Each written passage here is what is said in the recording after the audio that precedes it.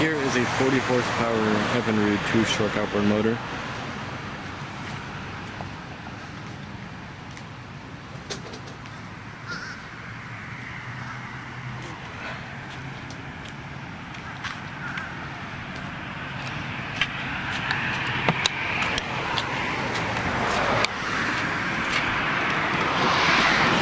Here's the inside.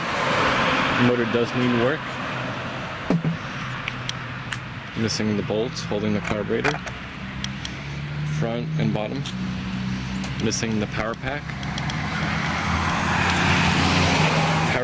The power head seems to be pretty clean, just needs to be cleaned. Looks like a freshwater engine.